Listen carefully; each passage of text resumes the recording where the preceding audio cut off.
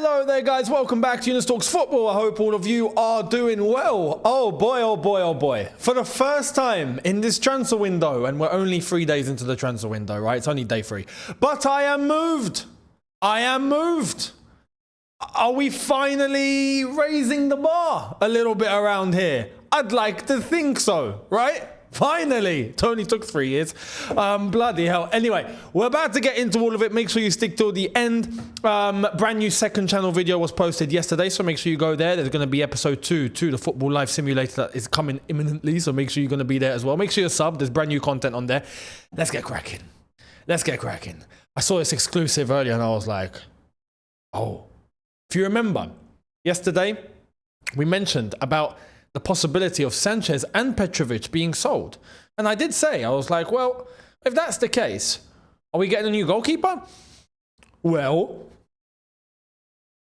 I've got to do the Thierry Henry. Check this out.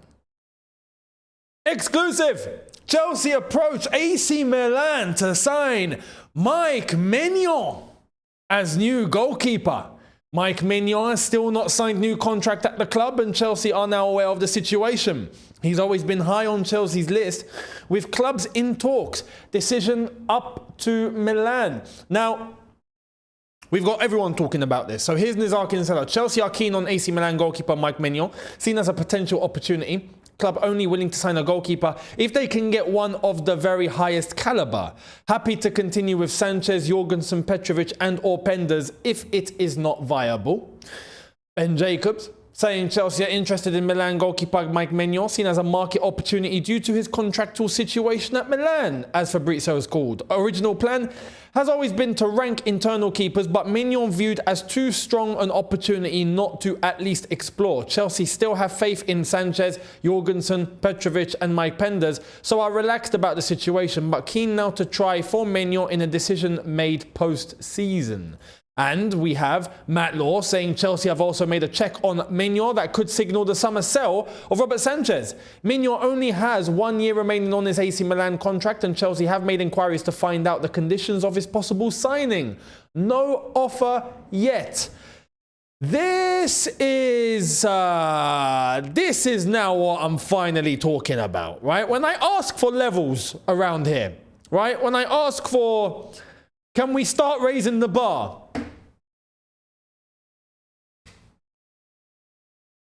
This guy, yes. And you know what? I've liked Mike Mignolet for a while. If you remember, there was a link. What was it? 3 years ago, I think. We were linked with Mike Mignolet, but it just seemed impossible at the time, right? In terms of a possible deal, where he, obviously, his stature at the time, his contract, it just seemed like, okay, no one's going to get Mike Mignolet. He was regarded as one of the best goalkeepers in the world. And even till today, he's still one of the highest rated goalkeepers in the world, right? And I know there's one little fear. If you go back to that time, 2022, he did have an injury issue, right? He was out, I think, for a while. I think with an adductor injury or something. But since that point, there's been some people that have gone, oh, but he's too injury prone. He's too injury prone. No, I beg to differ. He's not injury prone. Injury prone would mean he's out for an extensive amount of time. He's not been out for an extensive amount of time since 2022 or since that season. He's been out maybe 1 game here, 2 games there. That's about it, right? He has been consistent with the amount of appearances he's had in the last 3 years. For club and for country, he is still France's #1 goalkeeper since Hugo Lloris moved out of the way. Mike Mignolet has been the #1 goalkeeper for France. So he has been playing. And he's been doing well. And I don't want AC Milan's poor form to be the factor as to why, oh, no, Mike Mignolet is rubbish. He's not rubbish. He's a top goalkeeper with some solid experience. Solid. He's won titles at club level. He's won the Nations League for France, right? He just about missed out on their last World Cup. So he came in just after.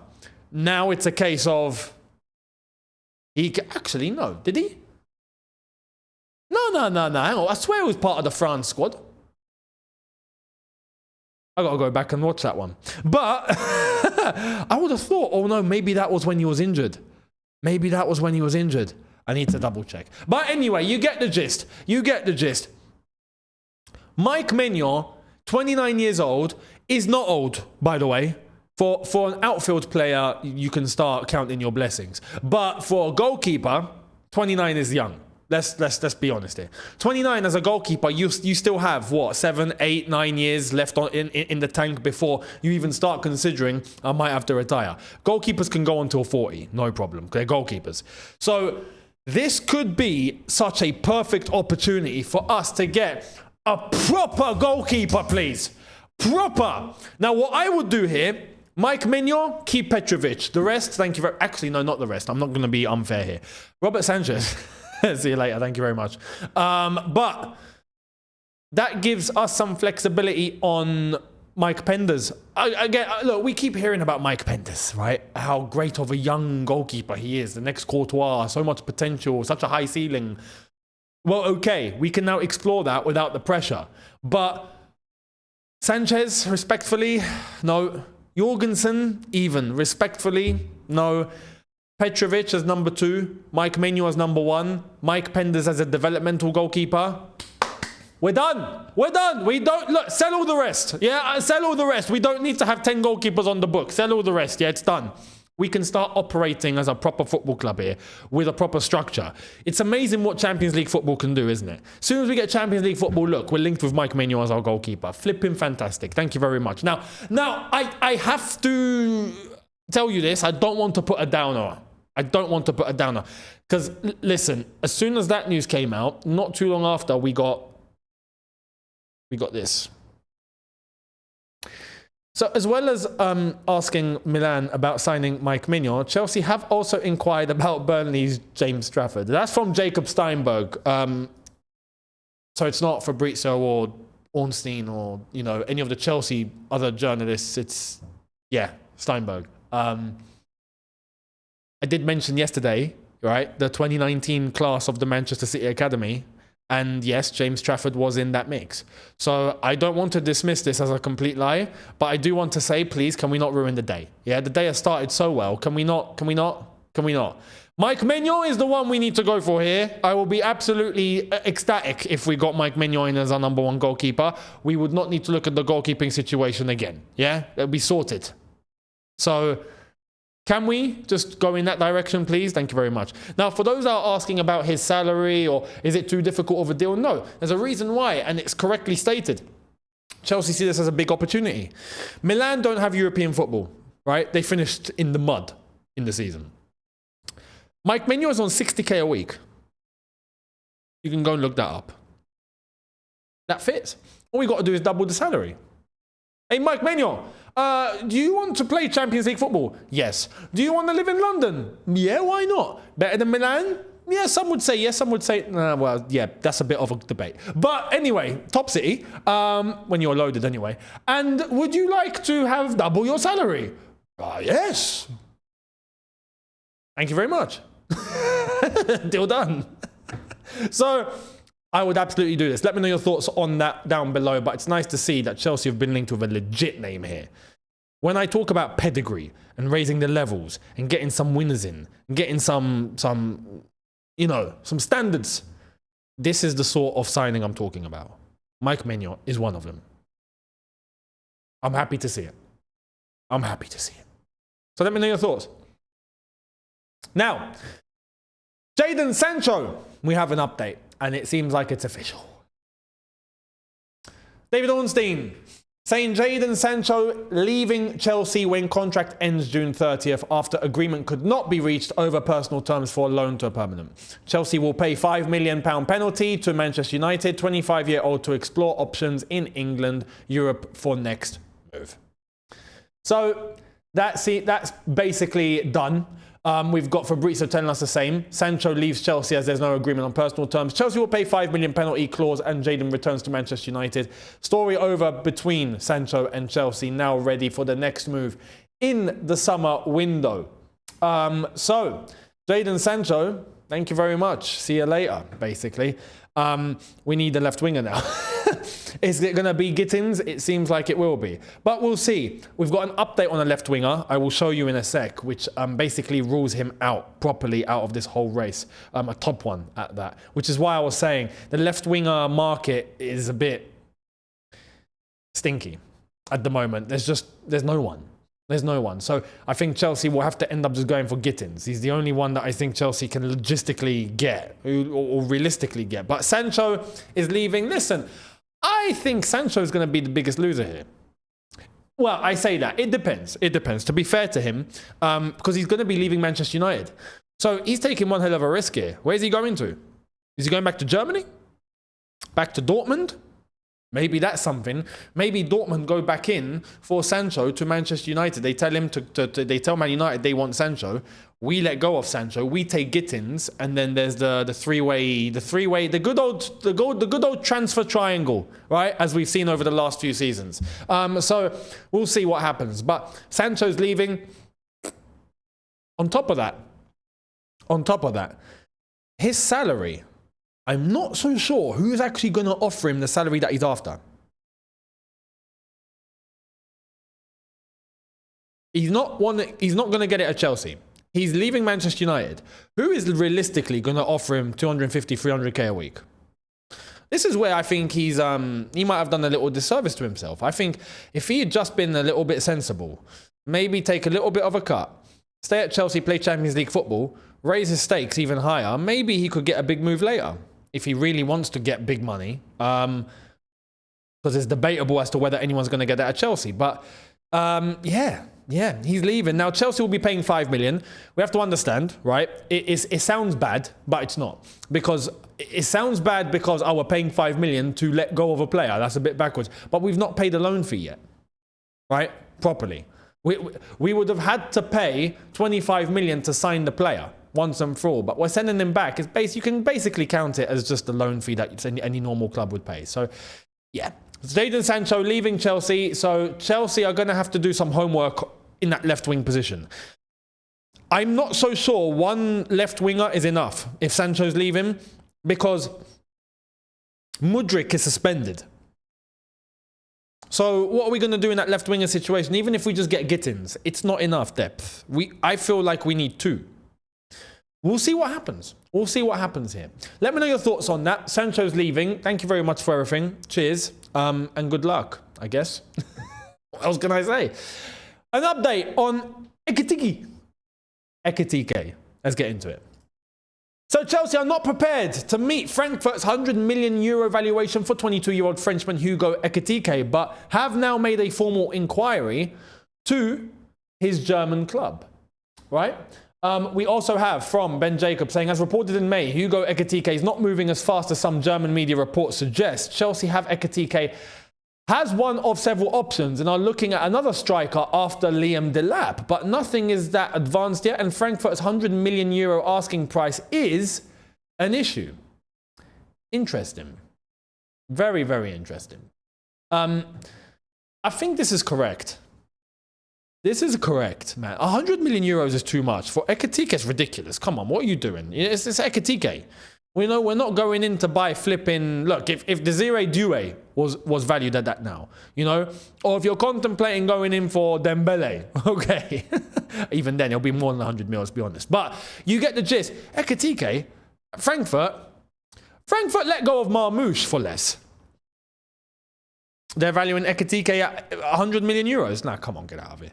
Now, if they're willing to bring it down, there's something to talk about. If not, what Ben Jacobs has said there,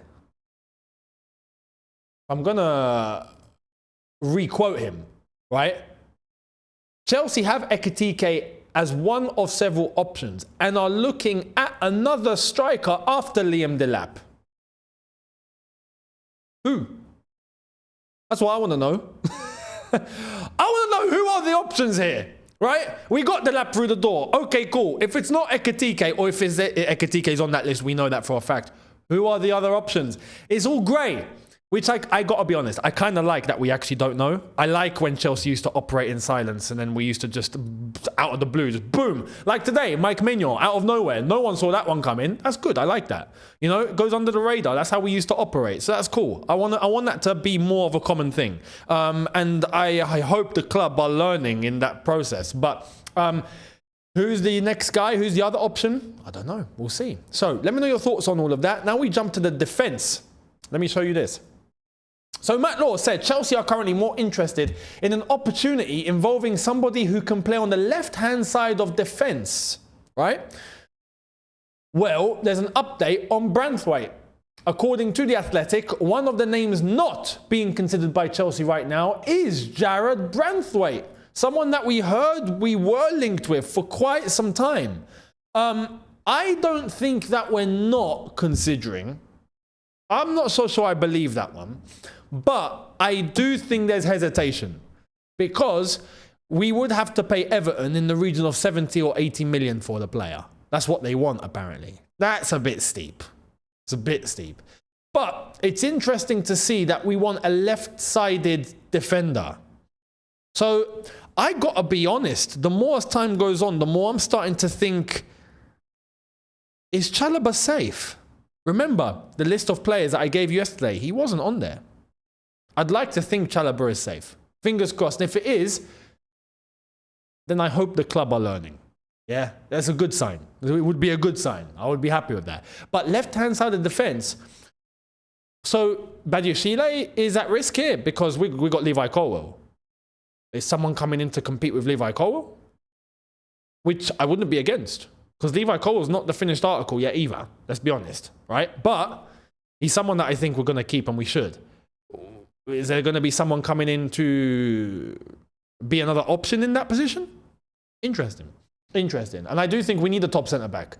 But who's it going to be? We'll wait and see. Apparently, according to The Athletic, it's not going to be Jarrad Bransweight. And for that fee, I can understand. So let me know your thoughts on that one. Do you think we should pay 70 or 80 million for Bransweight? And if not, who do you think we should go for? Which defender? Let me know. Now, I know there's a certain left-sided defender that exists in world football, and his name is Bastoni. But Inter Milan, are they... Well, you know what? After getting battered 5-0 in the final, maybe some players are not happy. Maybe. It wouldn't be such a bad thing to put a punt, you know? Might as well try, approach Inter Milan. Buongiorno, Inter. Listen, Bastoni, we can take him. Hey, Bastoni, do you want to leave? You just got killed 5-0. Come to us instead. Maybe just try. Why not? Why not? You might as well try. You might as well. What have you got to lose? Just saying. Anyway, I don't think we will. But let me know your thoughts on that. Now, the winger situation again. Let's go back. Here it is.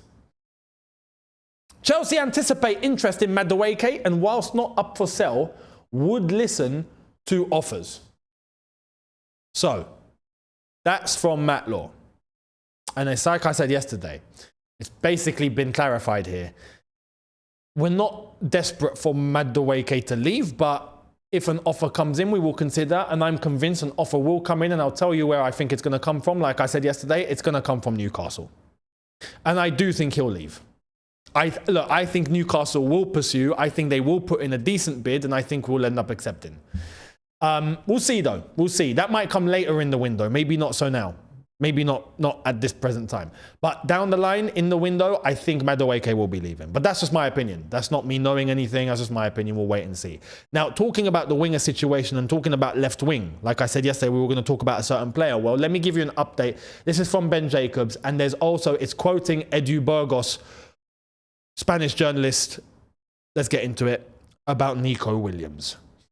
So Nico Williams has begun initial talks to renew his Athletic Bilbao contract. Parties discussing a salary pushing 10 million euros and release clause could increase should a deal be agreed. Not yet a guarantee. Suitors like Arsenal and Chelsea see value in Williams' current 58 million clause and he remains on their radar, but overall cost of the transfer, so the wage and the agent fees, has made it expensive. Bilbao hoping they can tie Williams down before any other offers arrive. I did see Nini mention this earlier on Twitter and I laughed, right? He could be the Spanish Zaha at this rate, where he just doesn't leave his club. And you know what? That's possible. That is actually possible. Which would be mad. But listen, Nico Williams is a top left winger. That's the sort of needle mover that I think people are anticipating, but there isn't anyone else out there. I've seen some people say Rafael Leao. Listen, I don't think Leao leaves, right? But in a similar breath, like we've talked about Mike Mignolet possibly leaving AC Milan, now they've not got European football. Yeah, does Rafael Leao consider his options too? Perhaps. That would be a decent sign, and I think that would be better than what we currently have, for sure. For sure. How much would that cost? God knows. But Nico Williams is someone I would definitely have. Apart from those names, though, who is there? There's no one. The left-winger market is kind of dead, except for those names. So if Nico Williams is actually staying at Bilbao and no one gets him, then we might have to go for Gittins. There's no one else. So anyway, we'll see what happens. But that's the latest on Nico Williams. Let me know your thoughts down below. It seems like he'll stay. We'll see what's going to transpire in this window. Now to wrap up, Bruno. Yeah? I can't believe you've done this. I can't believe you've done this. Bruno Fernandes has rejected Al Hilal proposal. Despite crazy contract proposal from the Saudi Pro League club, Bruno Fernandes wants to continue playing football in Europe. Man United captain wants to play at top level in Europe. Decision made. Unbelievable. I respect it, right? Fair play to the player. I think he's looking more towards football. This goes to show he's not about the money. Yeah, it does. But at the same time, I got to be honest here. I think there's one factor here that we've got to consider. I don't think his family want to move to Saudi. I think that's the big thing here. I think if he was single and young, or maybe just single anyway, and Saudi come in, I think he'd be bouncing. I think he'd be gone. But his family, all of that, moving his whole life to Saudi might be a sticking point here, and that's probably what's done it. He's not poor, let's be honest. He gets good money, so he's not in need. But it's generational wealth, isn't it? He said no. He said no. So apparently now Al Hilal have moved on to Atalanta's Edison. It's not Bruno. But anyway, Bruno's rejected Saudi. On one end, respect. And on the other end, you are mad. So that's the thing. Let me know your thoughts on that one. He's not going to Saudi. He's going to stay. And that's good for Manchester United. Like I did say yesterday, they're keeping their best. You're keeping your best player, fair play. That's the bare minimum that you should do in times of turmoil, is to keep your best player. So let me know your thoughts on that one. He stays, much appreciated. I will see all of you later on tonight for video number 2. We'll see what else transpires from now up until then. Thank you all so much for watching. Subscribe, notification bell on. I'll catch you later. In a bit, look after yourselves, take care, and peace.